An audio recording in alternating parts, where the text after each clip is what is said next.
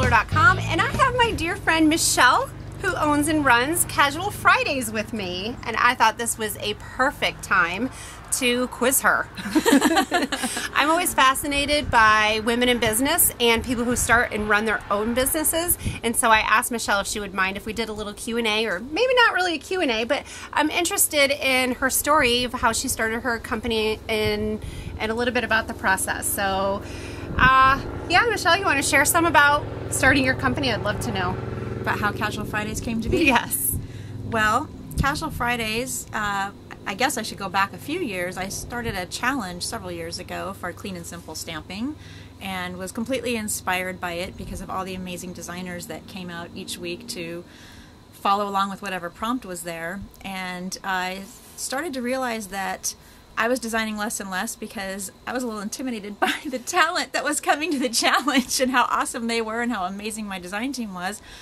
And so I went to CHA one year and kind of got bit by the design bug a little bit and decided that maybe I needed to take it a step further, and instead of being a card designer, go to the other end and design stamps for the card makers. So that's kind of how it started. In October of 2012 is when CAS-ual Fridays Stamps first launched. It was about 9 to 10 months in the making. It was literally like having a baby. Although not quite as painful, a lot more fun maybe. There was some crying, but that was mostly by me, I guess.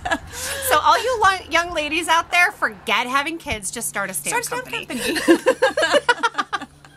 Although the hours are pretty similar to having a baby. But 24/7? 24/7. Your Yes. mind just never shuts off. There's Yeah. always inspiration around that has my mind going. I have Post-it notes everywhere with future ideas, and it's just, yeah, my head's always snapping things inside of it. So Yeah, so what's your design process? my design process is, number one, I have to be happy. I know so many card makers and other designers, it's like their stress relief to sit down and design something. Does not flow for me. I have to come from a place of just being really happy and really loose and relaxed. That's when the energy flows in my head and good things happen. I daydream a lot, and that's good too. Yeah. And I just kind of allow myself to be inspired. Again, I got a lot of Post-it notes with ideas, and I've been known to write things down on the back of receipts or napkins or anything I can find that I can write on. Doodle a picture. But yeah, that's kind of how it comes to be. That's awesome. So you talk about inspiration, and inspiration's always flowing through your head. Yes. So where does that inspiration come from? Like, do you follow blogs? Do you follow other, like looking in magazines? Do you do a lot of stuff online? Where does it come from? You know, I wish I could say that I really stayed up on trends. I guess I kind of follow fashion a little bit as far as, what's hot and out and about. But as far as following blogs, I pay attention to what my designers do, but I don't follow blogs very much. In fact, I'm not out in Blogland very often anymore. I purposely stay away from what's going on with other companies' new releases. I don't want to have anybody else's work in my head. Yeah.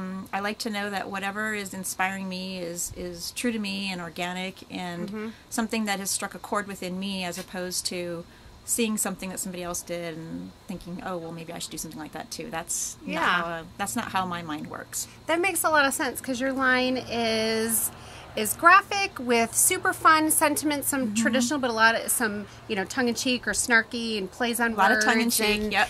Super fun sentiments.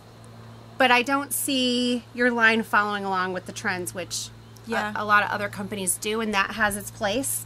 But yours is maybe a little more timeless. Maybe. In a way. Yeah. Yeah. Kind of like me. Yeah. Timeless.